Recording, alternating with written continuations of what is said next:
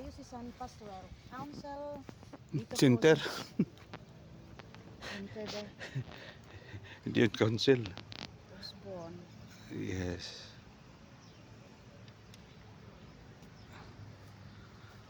We're here in Baguio.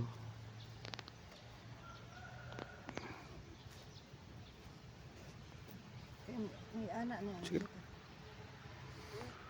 I'm here in DPC, Diocesan Pastoral Center sa Diocese of Baguio, located at St. Mary's Heights, Bakaking.